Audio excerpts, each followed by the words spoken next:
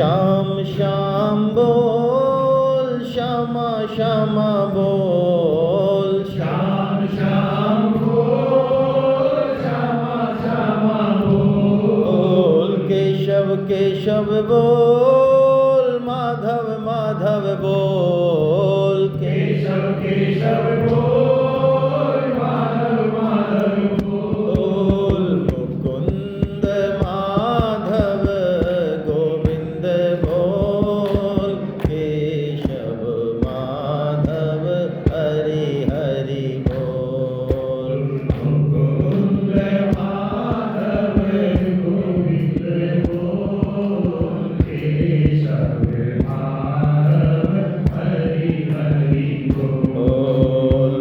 मुकुंद माधव गोविंद बोल, केशव माधव हरि हरि बोल। मुकुंद माधव गोविंद बोल, केशव माधव हरि हरि बोल। मुकुंद माधव गोविंद बोल, केशव माधव हरि हरि बोल। मुकुंद माधव गोविंद बोल, केशव माधव हरि हरि बोल। मुकुंद माधव गोविंद बोल, केशव माधव हरि हरि बोल। मुकुंद माधव गोविंद बोल, केशव माधव हरि हरि बोल। मुकुंद माधव गोविंद बोल, केशव माधव हरि हरि बोल। वसुदेव सुतं देवं कंस चाणूरमर्दनं, देवकी परमानन्दं, कृष्णं वन्दे जगद्गुरुं। आप सभी वैष्णव जनों के चरणों में वंदन। हरे कृष्णा। हमारी चर्चा चल रही थी कि भगवान ने 7वें अध्याय में अपने समग्र रूप को बताना शुरू किया। ये एक ऐसी चीज़ है गीता की जो बड़ी विलक्षण है। कैसे? इस चीज़ को नहीं समझने के कारण हमारे सनातन धर्म का बहुत नुकसान हुआ, करोड़ों वर्षों से हुआ और अभी भी हो रहा है। क्या चीज़ है ये चीज़ है कि हमारी सोच, हमारे विचार हमेशा एकांगी रहते हैं। क्यों? हमको समग्र नहीं पता। हम जिस संप्रदाय से जुड़े हुए हैं, जिस साधना को मानते हैं, जिस गुरुदेव से जुड़े हुए हैं, हम बस वहीं चिपक के रह जाते हैं और बाकी लोगों को हीन समझते हैं या कमतर समझते हैं, जबकि हमको ये नहीं पता कि इसमें और उनमें मूलतः कोई अंतर ही नहीं है। लेकिन ये बात वो समझे जो समग्र को समझना चाहे। इसके कारण हमारे सनातन धर्म इतना मजबूत होते हुए भी आपस में ही लड़के खत्म हो गया। एक प्रश्न आया एक बार कि साहब सनातन धर्म इतना मजबूत था, इतने बड़े बड़े पंडित थे, योद्धा थे, तो ये ख़त्म कैसे हो सकता है? इतने मतलब तो मैं कि ऐसे ही ख़त्म हो सकता है कि जितने ताकतवर ये थे तो ये आपस में ही लड़ मरे तो ख़त्म हो सकता है। यदुवंशियों को पूरे पृथ्वी पे जीतने वाला कोई नहीं था। जब भगवान श्री कृष्ण स्वधाम जाने वाले अपने, तो उन्होंने कहा ये यदुवंशी 56 करोड़ यदुवंशी हैं, ये तो पृथ्वी पर आतंक मचा देंगे। महाभारत युद्ध में क्या हुआ? 38 लाख खत्म हुए, 40 लाख कितना साहब खत्म हुए। तो ये यदुवंशी कैसे मरेंगे? ये तो मर ही नहीं सकते साहब। क्यों नहीं मर सकते? इनको कौन मारेगा? इनको पूरे पृथ्वी पे ऐसा कोई राजा, कोई जाति नहीं है जो इनको खत्म कर दे, और इनका आपका बल है, इनको तो ये मरेंगे किसी पे। तो भगवान ने कहा मैं तो जा रहा हूँ, इनको तो मारे बिना तो कैसे काम होगा। तो भगवान ने क्या किया? उनको आपस में ही लड़ा दिया। ये सनातन धर्म के नष्ट होने का रहस्य है। हम समग्र बात नहीं रखते। मेरे को अजमेरी गेट जाना है और मेरे को किसी ने बताया कि न्यू गेट जाना है तो न्यू गेट मेरे को बताया, जवाहर सर्किल से सीधा चले जाओ नाक की सूत में, सीधा न्यू गेट से टकराओगे आप। और मेरे को न्यू गेट पहुंच गया, मैं मिल गया न्यू गेट। अब कोई मानसरोवर में रहता है, उसको किसी ने बताया पहले ऐसे जाना, फिर लेफ्ट राइट करना, फिर गोल चक्कर है, वहाँ से जाना। और हम दोनों अब मिले, भाई साहब आप न्यू गेट पहुँच गए? अरे हम तो पहुँचे हुए हैं, हमारे गुरुदेव ने पहुँचाया है। हम भी पहुँचे हुए हैं बिल्कुल नाक की सीट में। सर्किल नहीं आया तुमको? अरे सर्किल का क्या काम है यार, लेफ्ट राइट नहीं, अरे लेफ्ट राइट का क्या काम है यार, एकदम सीधा रास्ता है। अरे तू पहुँचा ही नहीं बावड़े। वो तो इसको बावड़ा कह रहा है, वो उसको बावड़ा कह रहा है। ये रामकृष्ण परमहंस हैं जो पहुँचे, वो ईसाई से पहुँचे, क्रिश्चियन मार्ग से गए, वो मोमडन से गए, वो सिख से गए, वो जैन से गए, वो जितने भी संप्रदाय हैं वो सब से गए। कौन? रामकृष्ण परमहंस। और उन्होंने ये खोज की, उन्होंने ये वर्डिक्ट दिया कि कोई भी रास्ता हो, पहुँचते सब एक ही जगह है, जे तो मत ते तो पथ। वो कह सकते हैं इस बात को। भगवान इसी बात को, जो कि सर्वोच्च बात है गीता की, समग्रता हंसी खेल नहीं है।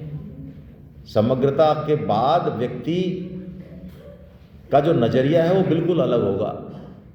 और यदि समग्रता नहीं है तो बहुत बड़ा भक्त होते हुए भी, अध्यात्म के क्षेत्र में 50 साल खत्म करने के बाद भी, बहुत अच्छे अच्छे काम करने के बाद भी वो भिड़ेगा दूसरे से, क्योंकि वो श्री कृष्ण के समग्र रूप को समझ नहीं रहा है। तो यहाँ भगवान उस समग्रता की जो बात चल रही है उसको बिल्कुल ऊंचाई पे लेके जा रहे हैं। अब बिल्कुल हाइट पे जा रहा है मामला। ये भक्ति योग नाम का अध्याय, जैसा कि आप कह रहे हैं, देख रहे हैं, ये भक्ति योग शुरू कैसे होता है? अर्जुन एक प्रश्न करता है, उससे ये शुरू होता है। अर्जुन क्या प्रश्न करता है कि प्रभु, एक तो आपके ऐसा मार्ग है जो निर्गुण निराकार का मार्ग है, जो निर्गुण निराकार को भजते हैं, ऐसे भी तो भक्त हैं आपके, और एक सगुण साकार को भजते हैं। आपको पता ही है इन दोनों में आपस में कितनी लड़ाइयाँ होती हैं। यहाँ पे मुसलमान तो बैठा नहीं है, सब हिंदू ही बैठे हैं। अब बुरा मत मानना, मैं अपने मन के भाव बता रहा हूँ, मेरा द्वेष नहीं है किसी से भी। यदि कोई आर्य समाजी बैठा हो तो लठ ले खड़ा हो जाएगा। अभी क्या मूर्ति पूजा करते हो तुम यार? भगवान कोई सगुन है क्या? भगवान तो कन कन में, हृदय में बैठे सबके। अच्छा, तो हृदय में बैठे हैं और कन कन में, तो या मूर्ति में नहीं होंगे क्या? या मूर्ति छोड़ गए भगवान? अच्छा, निर्गुण है भगवान, तो मैं पूछता हूं निर्गुण वालों से, भाई क्या भगवान सर्वसमर्थ है? हाँ सर्वसमर्थ है, सब कुछ कर सकते। तो सर्वसमर्थ है तो क्या सगुण नहीं बन सकते? तो भगवान निर्गुण है कि सगुण है कि निराकार है कि साकार है, तो भगवान जाने हैं। हम तो अपने आप को ही नहीं जानते, शरीर को ही नहीं जानते, अभी भगवान के बारे में क्या जानेंगे? तो यहाँ पे अर्जुन का एक बहुत बड़ा प्रश्न है कि एक तो आपके भक्त हैं जो निर्गुण निराकार की उपासना करते हैं, और एक आपके भक्त हैं जो आपके सगुण साकार को पूछते हैं। उन दोनों में से बेस्ट कौन है, सर्वोत्तम, सर्वश्रेष्ठ? ये प्रश्न है। हल्का फुल्का तो कोई नहीं है यहाँ, हल्के फुल्के की बात नहीं हो रही है। सभी ये वो हैं, वो क्या बोलते हैं, वो क्या आती है, डिक्टेशन आती है ना, सभी 90% से ऊपर वाले हैं। अर्जुन तो पूछ रहे हैं टॉपर कौन है, नंबर 1।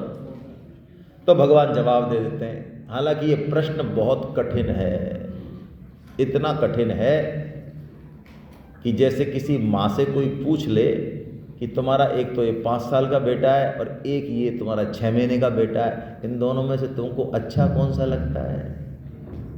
बोलो। तो ये कोई जवाब हुआ कि हम तो पूछ रहे हैं तुमसे प्रश्न, ये तो तुम जो है, ये तो नेतागिरी की भाषा कर रहे हो आप। दोनों अच्छे लगते हैं, वोट लेने कैसे आपके? लेकिन भगवान यहाँ जवाब देते हैं, बड़ा जबरदस्त स्पष्ट जवाब देते हैं। और मुझे आश्चर्य ये आता है कि निर्गुण निराकारियों कईयों की टीका में पढ़ता हूँ तो इस श्लोक का भी पट्टे खींच खांच के निर्गुण में ही अर्थ कर देते हैं, जबकि भाषा बिल्कुल समझ में आ रही है। आइए पढ़ते हैं श्लोक को, भगवान का उत्तर सुनते हैं पहले और उसका फिर थोड़ा सा विश्लेषण करते हैं। मय्यावेश मनो ये मां नित्य युक्ता उपासते श्रद्धया परयोपेतास ते मे युक्त तमामता भगवान ने स्पष्ट जवाब दे दिया कि मुझ में मन को एकाग्र करके मेरे भजन ध्यान में लगे हुए भक्त जो श्रद्धा पूर्वक मेरे सगुण साकार को भजते हैं वो अति उत्तम योगी हैं। सर्वश्रेष्ठ योगी तमः मता सुपरलेटिव डिग्री है। युक्त तो सभी हैं, योगी तो सभी हैं, लेकिन यहाँ सुपरलेटिव डिग्री दी भगवान ने, युक्त तमः, मेरे मत में, भगवान की समझ में। अच्छा, भगवान की समझ सही है क्या? कभी कभी गलत भी तो हो जाती होगी।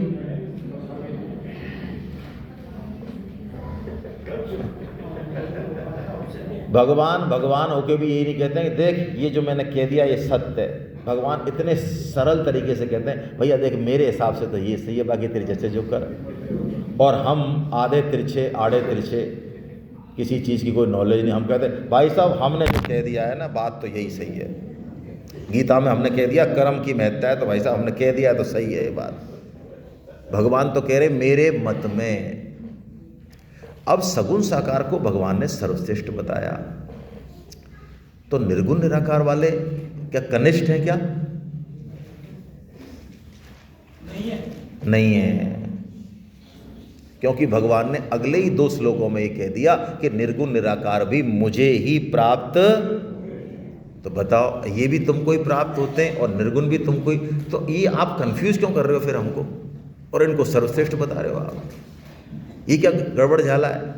तो भगवान उसका कारण बताते हैं। निर्गुण निराकार को भगवान ने क्यों नहीं बताया, वो हमारे कारण। क्यों?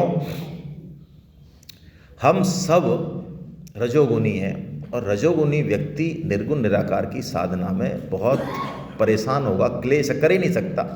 निर्गुण निराकार की साधना तो छोड़ो, वो ABCD नहीं समझ सकता, उसकी साधना तो छोड़ो, ABCD। ये जो ध्यान लगाने वाले हैं ना, इनके लिए भी कह रहा हूँ मैं, प्राय निर्गुण निराकारवादी ज़्यादा होते हैं वो। जब तक हमारे मन में कहीं भी जुड़ाव है, जब तक किसमें, परिवार में, संसार में, शरीर में, किसी भी चीज़ में हमारी आसक्ति है। आसक्ति का मतलब क्या? वो यदि तहस नहस हो जाए और रात को नींद नहीं आए तो आसक्ति है या नहीं? इसमें स्वजन भी आ गए भाई, परिवार आ गया, फैक्ट्री आ गई, सब आ गए। ये रहें और नहीं रहें और रात को नींद आ जाए तब तो मानी जाए कि आसक्ति। शरीर में कोई फ्रैक्चर हो गया, कुछ काम हो गया, बहुत बड़ी हालत है, लेकिन कोई टेंशन नहीं, शरीर हमारा है ही नहीं। ठीक है, डॉक्टर को दिखा देंगे, कौन है भाई, डॉक्टर को दिखा देंगे, इलाज करा लेंगे, लेकिन शरीर हमारा नहीं है। ऐसा जिसका लेवल हो वो जाए निर्गुण निराकार पे, और यदि ऐसा लेवल नहीं है और फिर भी वो निर्गुण निराकार की साधना में जाए कि नहीं साहब हमारी बुद्धि काफ़ी तेज है, लोग ऐसा कहते हैं हमको कि आपकी काफ़ी तेज बुद्धि है और हम निर्गुण निराकार की बात को समझ सकते हैं, हम तो इसी पे चलेंगे, क्या सगुन की तरह राम राम राम राम राम राम करना क्या है, ये फालतू है ना, ऐसे भगवान के सामने गिड़गिड़ाना। हम तो भगवान के तत्व को समझ लेंगे अपनी बुद्धि से। तो भगवान उनके लिए कह रहे हैं, क्लेशोधिक तरस्तेषाम् अव्यक्तासक्त चेतसाम् अव्यक्ता ही गतिर्दुःखम देहबद्भिरवाप्यते। अव्यक्त का मतलब है निर्गुण निराकार, जो व्यक्त नहीं है। व्यक्त का मतलब सगुण। भगवान कह रहे हैं देहवद्भी, देहवद्भी मतलब जो शरीर को अपना मानते हैं। हम में से कोई है ऐसा जो शरीर को अपना नहीं मानता हो, अपना स्वरूप नहीं मानता हो? हम सब ऐसे बैठे हैं जो इस शरीर के मरने से अपना मरना मानते हैं, इस शरीर के बूढ़े होने से अपना बूढ़ा होना मानते हैं, इस शरीर के लंगड़े होने से हमारा लंगड़ा होना मानते हैं, इस शरीर के बुद्धिमान होने से अपने आप को बुद्धिमान मानते हैं, और इस शरीर के मूर्ख होने से अपने आप को मूर्ख मानते हैं। इस मन यदि कचरे में चला जाए तो हम कहते हैं हमने बहुत गलत काम कर दिया, जबकि इन सब चीज़ों का हमसे कोई लेना देना ही नहीं है। मन बुद्धि शरीर का हमसे कोई लेना देना नहीं है, लेकिन ऐसे ये भ्रम है बस। तो यदि ऐसी हमारी स्थिति है, कैसी? देहबद्भी, देहाभिमान, देह को अपना मानने वाले, भगवान कहते हैं उनको निर्गुण निराकार की साधना में बहुत ज़्यादा क्लेश हैं, क्लेश। ऐसा मान लो जैसे लोहे के चने चबाना, किससे? दांतों से, पोपले मुख से। समुद्र को पार करना किससे? जहाज से? जहाज से भी नहीं होगा, पैदल। ऐसा संत ज्ञानेश्वरी महाराज ने 100 उदाहरण दिए इस श्लोक को समझाने के लिए। 100 कितनी कठिन है। जब तक देहाभिमान, हाँ देहाभिमान नहीं हो तो लिफ्ट का रास्ता है, फिर तो लिफ्ट है, फिर तो 100 मंजिल चढ़ने में पता नहीं कितना टाइम लगेगा, ये लिफ्ट से जाएगा, लिफ्ट से भी तेज रास्ता है फिर तो ये, लेकिन पहले ये बैरियर पार होना चाहिए। अच्छा, वो क्यों है सरल रास्ता? देखिए बहुत बेसिक फर्क है। एक प्रश्न है, माँ से हमारा जन्म हुआ है ना, हम सब माँ से आए, तो माँ बनी 25 साल में, 30 साल में, आजकल तो खैर पता नहीं, मैं तो पहले ही बात बता रहा हूँ। तो माँ के पहले की जो हिस्ट्री है 25 साल की, वो हम जान सकते हैं क्या अपनी बुद्धि से? जान सकते हैं? नहीं जान सकते, क्योंकि हमारा जन्म ही। अच्छा, हमारे पास भगवान को जानने का सामान क्या है? मन है, बुद्धि है और इंद्रियां हैं, इन्हीं से तो जान रहे हैं। अब ये हॉल है, किससे जान रहे हैं? आँख से, कान से, त्वचा से, बन से, बुद्धि, इनसे तो जान रहे हैं। अब ये नहीं हो तो जान लेंगे हम उस हॉल को, इस माइक को जान लेंगे। तो मन बुद्धि ये भगवान से पहले के हैं कि बाद के हैं? भगवान से आए हैं कि कुछ और ही सामान है ये? तो ये जिसके बाद के हैं, जिससे आए हैं, उसको जान लेंगे क्या? निर्गुण निराकार का साधक इनका आश्रय रखता है, इनसे जानना चाहता है भगवान को। और सगुण साकार वो भगवान का आश्रय रखता है, वो कहता है प्रभु आप जितना बताओ उतना हम जानने को तैयार हैं। माँ यदि बता दे कि देख कॉलेज में एक दिन ऐसे स्ट्राइक हुई थी, तब मैंने ये किया था वहाँ पे, और एक प्रोफेसर आया, उसने बात करी तो उसको मैंने ये जवाब दिया, माँ ने बता दिया। अब बोलो जाने कि नहीं जाने? आप थे वहाँ लेकिन जान गए? तो सोई जाने हूँ जेहि देहु जनाई, जानत तुम्हें ही होए जाई। तुलसीदास जी कह रहे हैं कि भगवान जिसको जनाना चाहते हैं उसको जना देते हैं, कितना? जितना वो चाहते हैं। और भगवान यदि जना दें, जानत तुम्हें ही हो जाए, ब्रह्म को जानने के बाद ब्रह्म हो जाता है व्यक्ति। ये निर्गुण निराकार 7 जन्म में जहाँ नहीं पहुँचता, वहाँ पे सगुण साकार भगवान की कृपा से तुरंत पहुँच जाता है। क्यों? भगवान की कृपा है। हालांकि पहुँचेंगे दोनों एक ही जगह, लेकिन भगवान ने निर्गुण निराकार की साधना को रिकमेंड नहीं किया। क्यों? हमारे कारण। हम कौन है? देहाभिमानी, रजोगुनी। यदि कोई ऐसा व्यक्ति है जिसका देह में अभिमान नहीं है, देह नष्ट हो तो। एक संत थे, भगवान के ध्यान में रहते थे बिल्कुल। तो एक राजा ने जो है शिविर लगाया उनके बगल में। तो रात को वो ध्यान में रहते थे, पता नहीं रहता कुछ भी, तो ऐसे ही उनको तो कुछ पता नहीं, शिविर में कुछ लाइट वाइट जली होगी, ध्यान में बैठे, उठ के और चल दिया अंदर। और ऐसी रात का टाइम था कि पहरेदार को भी ध्यान नहीं पड़ा, और वो राजा का बेडरूम था। राजा का बेडरूम था, उसमें घुस गए। तो राजा ने देखा, अरे ये मेरे बेडरूम में आ गया बंदा। उसने तलवार उठाई और पीछे से तो एकदम मारी, तो हाथ कट गया उनका, है ना, चल दिए वो तो। फिर राजा ने जब उनका देखा सिस्टम, पहरेदारों ने बताया, लोगों ने बताया, साहब ये तो महान संत हैं, इनका तो कुछ, ये तो देह में ही नहीं रहते हैं, उनको कुछ पता नहीं कि मेरा हाथ भी कट गया है। तब राजा उनके पैरों में पड़ा कि महाराज मुझे क्षमा कर रहा हूँ, मेरे को तो पता ही नहीं था। तो उन्होंने कहा क्षमा तो हमने कर ही रखी है, क्षमा तो कर ही रखी है, पहले से एडवांस में कर रखी है, जैसे भगवान ने कर। इस लेवल पे कोई बंदा हो तो वो निर्गुण निराकार में जा सकता है, वरना हमारे लिए भगवान ने नहीं बताया। सगुण साकार में भगवान कहते हैं मैं हूं ना, मैं हूं। क्यों? छोटा शिशु तुलसीदास जी ने इस पजल को बहुत अच्छे से समझाया कि भगवान ने क्यों कहा ऐसा कि छोटा शिशु, माँ के दोनों बेटे हैं, लेकिन माँ अधिक केयर किसकी करेगी? क्यों? क्योंकि वो डिपेंडेंट है माँ पे।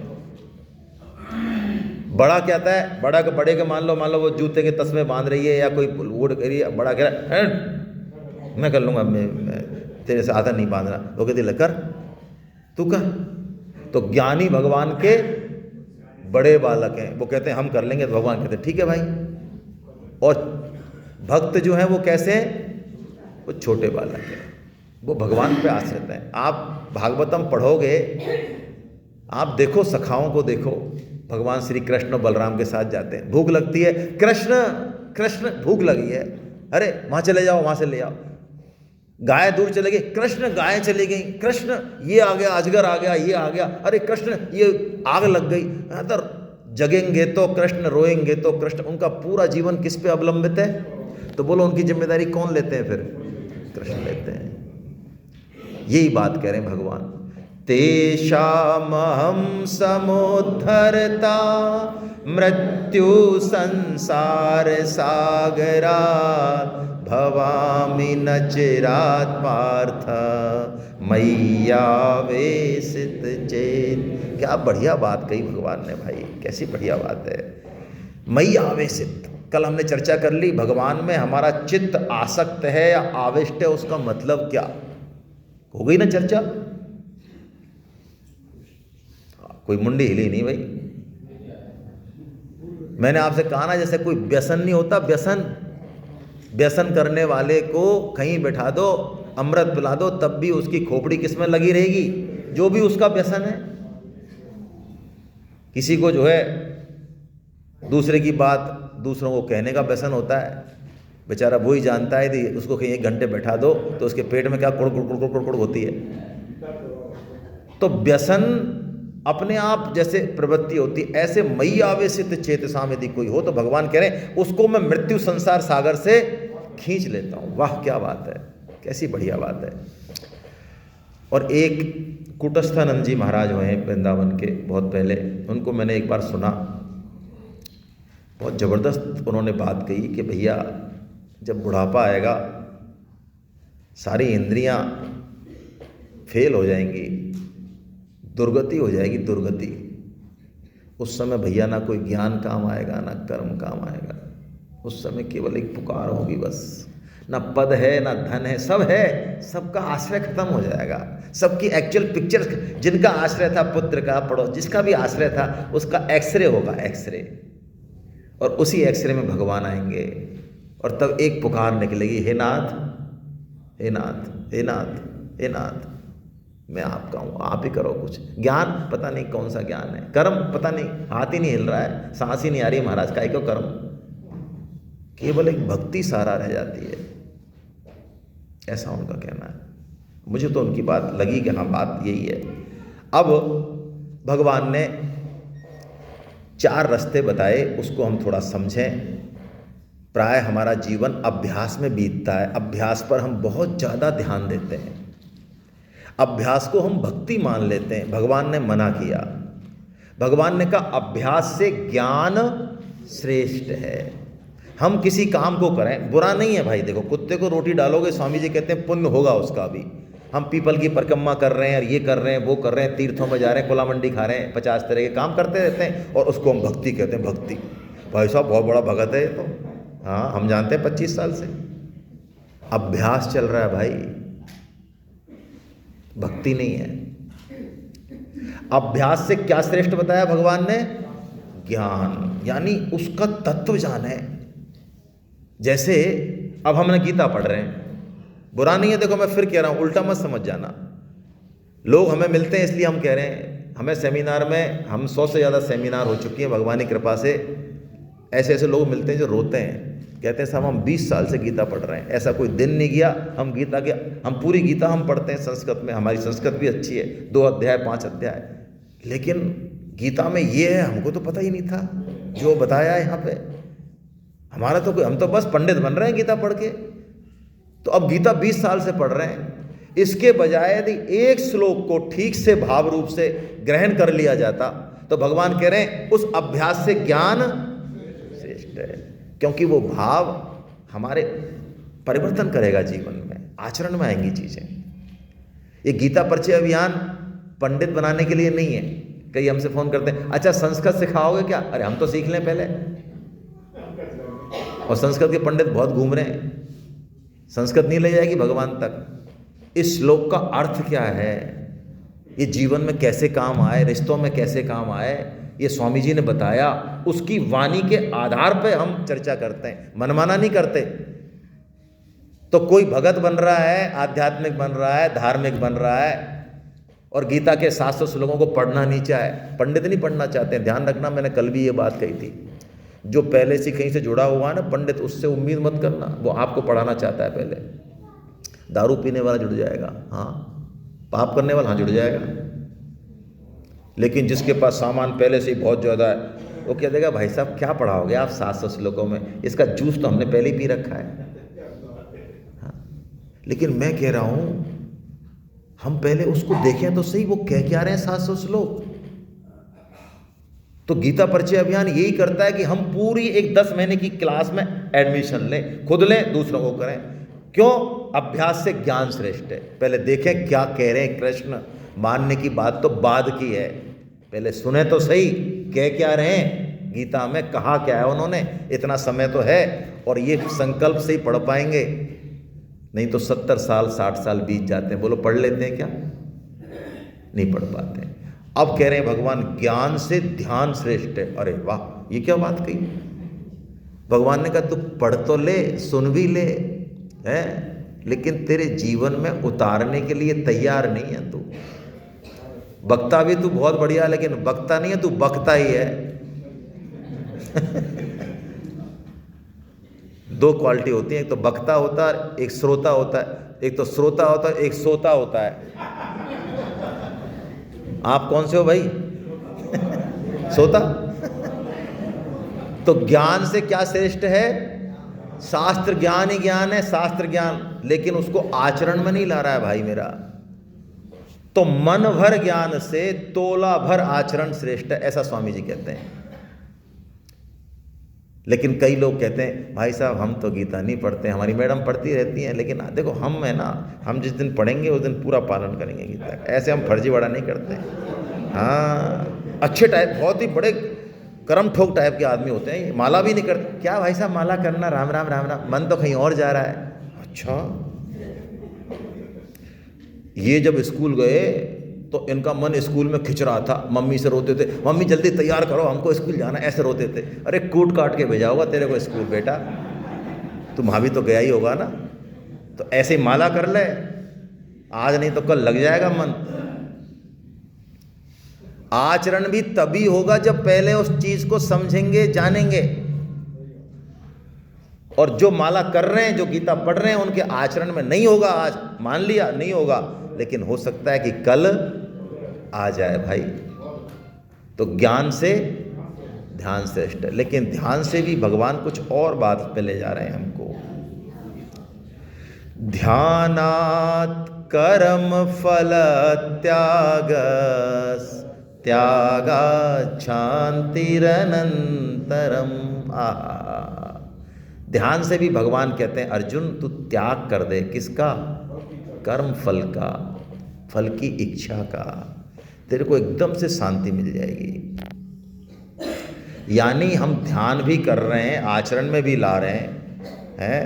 बहुत बढ़िया आचरण है हमारे, अच्छे माता पिता हैं हम, बहुत ही बढ़िया अच्छे से बच्चों को 80 लाख के पैकेज तक तो हमने पहुंचा दिया। IIT में भी ठोक दिया उनको, रात और दिन मेहनत करके। बच्चे ने भी करी, हमने भी करी पूरी मेहनत। उस समय तो नहीं करी जब हमको करनी थी, लेकिन अब करी बच्चान के संग। तो 80 लाख का पैकेज भी आ गया, लेकिन अब हमको कुछ नहीं चाहिए, बस इसकी शादी हो जाए और ये मज़े से रहें। हमको कुछ नहीं, अंदर से आवाज़ आ रही है ये मज़े से रहें और हमको भी मज़े से। तो ये जितना भी किया अच्छा अच्छा काम, ये सब गुल गपाड़ा हो गया। क्यों? फलेच्छा। जब तक किसी भी शुभ कर्म में, सत्कर्म में, कर्तव्य कर्म में भी फल इच्छा जुड़ी हुई है, वो पतन करेगा, पतन करेगा, पतन करेगा। कौन सा गाना है? हवन करेंगे, हवन करेंगे, गाना है कोई? हवन करेंगे, हवन करेंगे। तो सबसे बढ़िया उपाय क्या है भाई? हम अब छोटा ही काम करें, चाहे छोटा ही, लेकिन बदले में हमको क्या मिलेगा इसका कोई हिसाब नहीं रखना है। अब तक जो भी अच्छे काम हुए, यज्ञ हुआ, तप हुआ, दान हुआ, इसकी लिस्ट यदि बन रही है ना खोपड़ी में, कि डायरी में लिख रहा है किसको कितना लिफाफा देना है, बहुत घटिया काम है ये। 21 साल पहले हमारे बुआ की लड़के की शादी में उसने हमको 51 का लिफाफा दिया, अब अपने को भी अरे तो भैया इसमें वो तो जोड़ ले, वो कोई इकोनॉमिक्स का कोई बंदा बता देगा वो जोड़, इसमें कितने हो गए 51 के। त्याग ये जीवन में झलकना चाहिए, शोबाजी नहीं, झलकना चाहिए जीवन में। भगवान कहते हैं ये सबसे ऊंचा साधन है। यदि त्याग हो गया, जिसका त्याग हो गया उसके पास दुख कभी फटक नहीं सकता। जिंदगी में कैसा ही बुढ़ापा आ जा, कैसा ही पड़ोसी आ जा, कैसा ही बच्चे आ जा, कैसी परिस्थिति आ जा, जिसके जीवन में ये उतर गया उसको कोई दुखी नहीं कर सकता, क्योंकि दुख का कारण केवल और केवल कामना। मेरे मन की हो, ये बंदा, ये बंदी, ये मेरे हिसाब से चले, जैसा मैं कहूँ ऐसा जीवन बनाए, मेरी बात माने, मेरे को वही रेस्पॉन्स दे जैसा मैं चाहता हूँ, ये कामना ही असली दुख का कारण है। और जिसने अपनी ड्यूटी कर दी है ना, बस नेकी कर और कुएं में, तो खत्म कहानी, फिर कोई दिक्कत नहीं है। एक इसको अपनाने से बंदा सिद्ध हो जाता है, भक्त हो जाता है। तो अर्जुन को बता रहे हैं भगवान की भक्तों के लक्षण क्या हैं। कई बार हमको ऐसा लगता है, गीता में 2-4 साल हो जाते हैं कि हम भी आजकल तो भक्त हो गए, क्योंकि लोग कह ही रहे हैं हमको और भगत राज जी, तो ऐसी गलतफहमी हो जाती है कि हम तो भगत हो गए, मान सम्मान मिलता है। हालांकि पत्नी जानती है कितने बड़े भगत हैं, उससे पूछ लेना चाहिए किसी को यदि आपको चेक कर तो उनकी पत्नी से पूछ लेना चाहिए, धर्म पत्नी से, कहते हैं वो बता देगी आपको ये कितने बड़े भगत हैं तो गलतफहमी दूर करने के लिए भगवान ने 39 लक्षण दिए। यदि भगत हैं तो ये लक्षण घटने चाहिए हम में। हाँ, घट गए तो भगत हैं। तो आइए हम 39 लक्षणों को जल्दी से थोड़ा थोड़ा देखते हैं फटाफट। अद्वेष्टा सर्वभूतानां मैत्रेय करुण एव च निर्ममो निरहंकारो समदुःख सुख क्षमी। अद्वेष्टा सर्वभूतानां, देखिए भक्त का पहला ही लक्षण, सब भूतों के प्रति, जितने भी प्राणी हैं, उसके दुश्मन हो, वैरी हो, कोई हो, सबके प्रति उसमें द्वेष भाव नहीं रहेगा। युधिष्ठिर का एक नाम अजात शत्रु है। अजात शत्रु, आप महाभारत पढ़ें तो अजात शत्रु मतलब जिसके शत्रु ने अभी जन्म ही लिया ही नहीं है। ये 700 करोड़ तो है ही नहीं, आगे जो पेटों में पल रहे हैं वो भी नहीं है। महाभारत युद्ध हो रहा था, सब काम हो गए, द्रौपदी का ये हो गया, सब इतने बड़े बड़े काम हो गए, तब भी युधिष्ठिर भाई साहब ये बोल रहे हैं, सेना खड़ी है दोनों तरफ, कि अभी भी यदि दुर्योधन ये आ जाए उधर से चल के कि भाई साहब अब आप तो 12-13 साल से वनों में घूम रहे हो, आपको तो खूब प्रैक्टिस हो गई है, हाँ आप तो आराम से, कितना समय बचा है, निकाल लो ऐसे, हमको आप क्यों लड़ाई वड़ाई में, हमको दे दो आप ये राज्य। तो वो कह रहे हैं कि मैं उसको, दुर्योधन को ये राज्य, बोलो आप कितने बड़े बड़े कांड किए हैं, लेकिन युधिष्ठिर का भाव ये है कि यदि ये आ जाए तो मैं इसको पूरा राज्य दे दूंगा। और अर्जुन और भीम कितने ही चाहे जंगा पीट लें, युधिष्ठिर दे देंगे, क्या कर लेंगे वो। ये अजात शत्रु, अद्वेष्टा, सर्वभूतों के प्रति मैत्री होती है, करुणा होती है, निर्मम होते हैं। निर्मम मतलब क्रूर नहीं होते, कहीं ममता नहीं रखते, प्रेम रखते हैं। ममता हटेगी तो प्रेम होगा। हेलो, जब तक किसी रिश्ते में ममता है, बेटा बेटी पति पत्नी, वहां प्रेम नहीं हो सकता। और ममता स्वार्थ से होती है, चाहे दिखे चाहे मत दिखे। जितना ज्यादा स्वार्थ उतनी ज्यादा ममता। कम स्वार्थ कम ममता, नो स्वार्थ। ये भक्त है जो नो स्वार्थ 100% प्रेम, अहंकार होता नहीं। अब इसमें देखिए, संतुष्ट रहता है सततम योगी यथात्मा दृढ़ निश्चय। दृढ़ निश्चय होता है योगी का। निश्चय जो है ना, कोई टाल नहीं सकता। अब उसने ठान लिया कि ये शरीर रहेगा जब तक भगवान की तरफ चलना है, उनका काम करना है, खत्म, बस। अब नया शरीर कोई होगा देखेंगे, अब इसमें नहीं ना। ये नहीं सत्संग में गए, कहीं गए, अरे भाई साहब क्या बढ़िया गुरुदेव हैं ये, अरे हटाओ, चलो इधर चलो। गंगा गए गंगादास, और जमुना गए वो चुटकुला है ना, एक मेले में किसी की पत्नी खो गई, वो ढूंढ रहा था तो सामने उसका दोस्त मिला, चुटकुला है भाई। उसने कहा तू कैसे घूम रहा है? हमारी पत्नी घूम गई। तेरी पत्नी कैसी है? उसने बताया 5 फीट 3, गोरा रंग, ऐसा है। तो उसने कहा तेरी कहाँ ढूंढ? अरे मेरी छोड़ा, तेरी ढूंढते हैं यार अपन तो। मेरी को तो रहने दे, अब तू जब इतनी बढ़िया तेरी ढूंढ लेते। तो जिसका दृढ़ निश्चय नहीं है ना भगवान के प्रति, गीता के प्रति, और रोज रोज नए नए मिल रहे हैं, अरे नहीं बहुत बढ़िया, ये वाला बहुत अच्छा है, ये वाला दृढ़ निश्चय, चाहे कुछ हो जाए, बस भगवान कहते हैं वो भक्त मुझे प्रिय है। अब भगवान ने एक बड़ी रहस्यमयी बात यहां कही जो समझने लायक है, और भगवान की कृपा को अनुभव करने वाला श्लोक है ये मर्म है। ये इस पूरे सटक का शिरोमणि, ये क्राउन है, क्राउन। जो इतना जबरदस्त अध्याय चल रहा है, प्रकरण चल रहा है 7वें अध्याय से, उसके ऊपर ये श्लोक बैठा है। इतना प्यारा श्लोक है ये। क्या है, ऐसी क्या रहस्यमयी है? हमारी चर्चा हुई थी कल सुबह कि जब कृपा बहुत ज्यादा होती है ना, तो हमारी समझ में नहीं आती है। आपको क्या लगता है, ये जो भगवान के इतने बड़े बड़े भक्त हैं जिनमें ऐसे गुण हैं, भगवान उनको तो कह रहे हैं ये मेरे प्रिय हैं, प्रिय हैं, और हमारे जैसे निठल्लुओं को, जिन्होंने पता नहीं, बात मत करो भाई,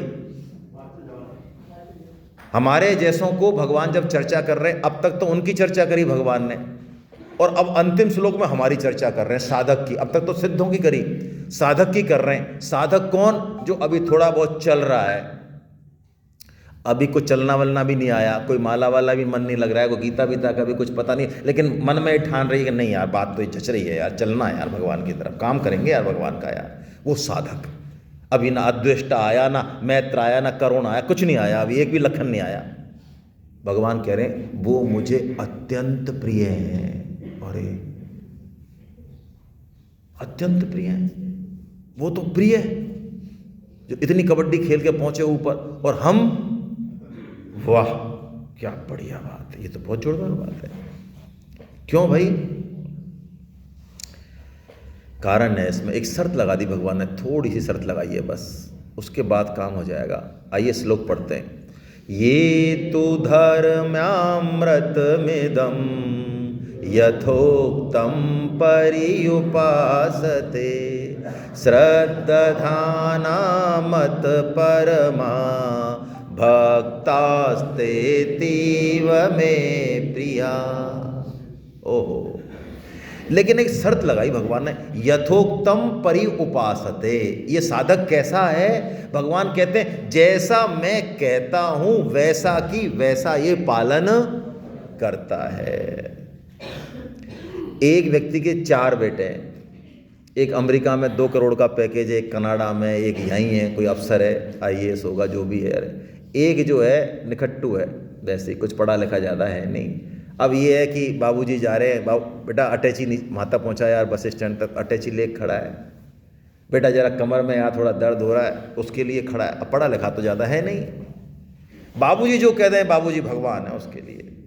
बाबूजी डांट रहे हैं, अरे नालायक, तेरे भाई सब कैसे कैसे बड़े हो गए, तू यहीं रह गया, हमने कहीं ना तू पढ़ लेता, तू यहीं धरा है मेरे यहीं जी कोई। लेकिन बाबूजी के लिए 24 घंटे वो तैयार है। रुपया एक कमाना आता नहीं उसको।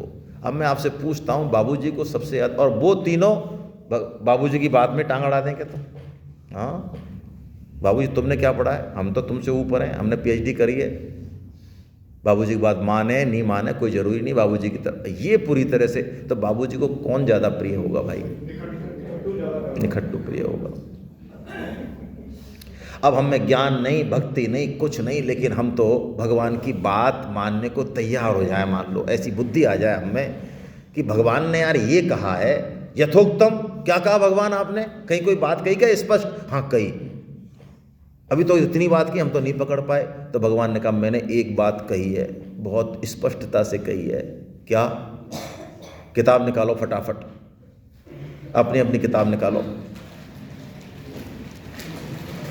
और पेज नंबर खोलो, 18वें अध्याय का 68वां श्लोक निकालो। मैं इसलिए खुलवा रहा हूँ, घर जाके आप खोलने वाले नहीं हो, इसलिए मैं आज ही खुलवा दूँ ना इसको। यहीं 18वें अध्याय का 68वां श्लोक कितने पेज नंबर पे? कोई खोले तो बताए मुझे कितने पेज नंबर पे आया है? 375, 340, कोई बात नहीं, अलग अलग हो सकते हैं। तुम तो 18वें अध्याय का 68वां श्लोक निकालो, ठीक है?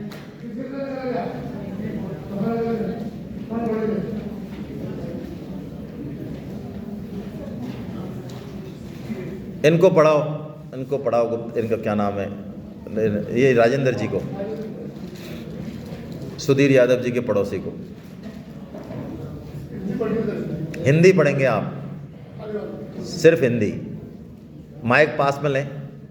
मुझ में पराभक्ति करके जो इस परम गोपनीय संवाद गीता ज्ञान को मेरे भक्तों में करेगा, वह मुझे ही प्राप्त होगा, इसमें कोई संदेह नहीं है। बस देखिए क्या कहा भगवान ने 68वें में कि यदि कोई इस गीता मेरे संवाद को, जो कृष्ण और अर्जुन संवाद है, इसको मेरे भक्तों में कहेगा तो वो मुझे ही प्राप्त होगा, इसमें कोई संदेह, बोलो स्पष्ट है। लेकिन भगवान ने कुछ और भी कह दिया। अगला श्लोक कौन पढ़ना चाहते हैं? हाँ उनको दे दो, आपके पीछे ही महावीर जी, जस्ट पीछे ही जो है, इनको दे दो। उसके समान मेरा अत्यंत प्रिय कार्य करने वाला मनुष्य में कोई भी नहीं है, और इस भूमंडल पर उसके समान मेरा दूसरा कोई प्रियतर होगा भी नहीं। क्या बात है। देखिए आप क्या कह रहे हैं भगवान, यदि कोई गीता ग्रंथ का निष्काम भाव से, ये शर्त तो लगाइए भगवान ने, पराभक्ति का मतलब स्वामी जी ने निष्काम भाव बताया, कोई निष्काम भाव से प्रचार करे तो भगवान ये कह रहे हैं कि उसके समान ना तो कोई मेरा प्रिय हुआ और ना कोई भविष्य में, और अभी भी नहीं है वर्तमान में। ये जचती है क्या बात? तो यथोक्तम पर्युपासते का मतलब है, यदि भगवान ने गीता प्रचार पे इतना जोर दिया, कब दिया? जब पूरी रामायण गाली, भगवान ने कर्म कह दिया, ज्ञान कह दिया, भक्ति कह दी, पूरे 18 अध्याय कर दिए। अर्जुन को सर्वधर्मान परित्यज्य भी कह दिया कि तू मेरी शरण में आ जा। हम शरण में भी नहीं आ सकते। तब लास्ट में भगवान ने ये गुप्त मंत्र दिया जाते जाते। जैसे कभी आपको ध्यान हो, पहले हम प्राइमरी स्कूल में होते थे और कहीं शादी ब्याह हो गया तो पढ़ नहीं पाए, तो एग्जाम आई तो गुरुजी के पीछे जाते, अरे गुरुजी हैं बताओ ना एग्जाम है, हमें टाइम नहीं है, हमें 5 क्वेश्चन बताओ ना, हम पढ़ा के नहीं तू। और गुरुजी के पीछे लगे तो गुरुजी ने चल ये 5 याद कर लेना तू, और वो आ जाते तो हमारे पास हो जाते। ऐसे भगवान ने जो है जाते जाते ये दो क्वेश्चन दे दिए हमको कि तू ये 2 कर ले यार। सेठ जी ने जब ये 2 श्लोक पढ़े तो सेठ जी की आंख चिपक गई इन श्लोकों पे। परम श्रद्धेय सेठ जी महाराज जयदयाल जी गोविंद का 1923 से पहले जब गीता मिलती नहीं थी, मैंने कल चर्चा की आपसे, तब सेठ जी ने कहा यार ये काम बहुत अच्छा है, यदि मैं गीता को घर घर पहुंचा दूं गीता को यदि अलग अलग समझा दूं लोगों को, और ये लोग भगवान के पास पहुंच गए, भगवान को अपना बच्चा आ गया घर पे। यदि किसी का खोया बच्चा घर आ जाए, बोलो अब मैं बताऊं आपको, ज्ञान चाहिए, भक्ति चाहिए, क्या चाहिए? रिक्शे वाला लेके आया, आप रिक्शे वाले से ज़्यादा उस एसपी, कलेक्टर, ज्ञानी और भक्त से ज़्यादा उस रिक्शे वाले के चरणों में पढ़ोगे कि नहीं पढ़ोगे? बोलो। आपके बच्चे को ले आया वो, जो 2 दिन से कलेक्टर एसपी कुछ नहीं कर पा रहे थे, मिलिट्री कुछ नहीं, वो रिक्शे वाला ले आया और उसने कहा साहब हमको कुछ नहीं चाहिए, ये तो बच्चा मिल गया हमको, इसे बता ही नहीं पाया, ये इधर उधर से घुमा रहा है हमको, लेकिन हमने एक कॉलोनी में आके इसने कह दिया उधर वो वाला है घर हमारा, तो मैं ले आया, बस हमें कुछ नहीं चाहिए। अब बताओ माँ क्या करे उसके लिए? अरे भाई, हम एक व्यक्ति को जोड़ दें ना, इसीलिए तो सेठ जी ने कहा हम 3 व्यक्तियों को जोड़ दें गीता में, और वो यदि भगवान की तरफ मुड़ गए तो बोलो भगवान कितने राजी होंगे हमसे। और भगवान राजी हो जाए तो कोई ऐसी चीज़ है जो हमको नहीं मिलेगी? सोचो आप, कर्म योग नहीं मिलेगा, ज्ञान योग नहीं मिलेगा, भक्ति योग नहीं मिलेगा, प्रेम क्या नहीं मिलेगा भाई? अरे आज भजन लाल जी यदि मेरे घर आ जाए तो बोलो कैसी छाती चौड़ी हो जाती है ऐसे। अगले दिन मैं ऑफिस जाऊंगा, लोग कहेंगे भाई साहब को चाल आपकी बदली बदली सी लग रही है यार, थोड़ा ज़मीन पे तो चलो आप। अरे ज़मीन पे पैर नहीं है क्या मेरे? अरे ज़मीन पे तो आओ भाई साहब। कि नहीं, भजन लाल जी के बाद मोदी जी का भी फ़ोन आ गया मेरे पास, कोई टेंशन नहीं, मैं हूं ना। बोलो, मोदी जी आपसे कह दें फ़ोन पे कि भाई साहब हमारे वो चक्कर पड़ गया, अरे कुछ नहीं, मैं हूं ना, कुछ नहीं होगा। बोलो, भगवान कह रहे हैं भाई, मैं हूं ना, तू करके तो देख। इतनी स्पष्ट बात के बावजूद भी बहुत मुझे आश्चर्य होता है भाई। आप परिवार है हमारा, फैमिली है, बड़े भी हैं छोटे भी हैं, इतनी स्पष्ट होने के बाद भी हम लोगों की समझ में बात आती नहीं। मैं तो अपनी बात कह रहा हूँ, आपसे तो कोई ज़्यादा परिचय नहीं है। परम श्रद्धेय तायल साहब, हम जब गीता पढ़े 2012 में तो मुक्के देते थे, मुक्के इधर उधर से घेर के, लट्ठों से घेर घेर के हमको पढ़ाते, और हम विद्वान व्यक्ति थे, ज्ञानी पुरुष थे, और वो लट्ठ मारते, इधर से मुक्का देते, इधर से मुक्का देते, और लेकिन समझ में बात नहीं आती कि तुम इतना जोर क्यों देते हो, उनसे लड़ते। बल्कि अब क्या सारा आप फालतू, आप गीता प्रचार पे जोड़ते रहते हो। गीता तुमने कितने जोड़े, तुमने पड़ोसी से तुमने वहाँ मीटिंग कराई, क्या गीता? गीता तो पढ़ाओ, गीता प्रचार पे लगे रहते हो आप। उनसे भिड़ते थे। अब सर के जाने के बाद हमको महसूस हुआ वास्तव में कि सर कितने पहुँचे हुए रहे होंगे। एक सिस्टम उन्होंने खड़ा कर दिया। आज मैं किसी संत की अवज्ञा नहीं कर रहा हूँ, लेकिन परम श्रद्धेय तायल साहब ने ये जो गीता और भागवत पढ़ाने का जो सिस्टम बनाया, कोर्स बनाया, प्रवचन नहीं कोर्स बनाया, फीस ली, फीस लेके भी निःशुल्क किया, और असाइनमेंट्स, पेपर, एग्जाम, ये सिस्टम सुनने में आसान लगता होगा आपको, मुझे भी लगता है, लेकिन ये सिस्टम आसान नहीं है। ये इतना ज़बरदस्त सिस्टम है, ये आदमी को चेंज करता है, और एक नहीं हजारों हैं, आपको वीडियो मिल जाएंगे।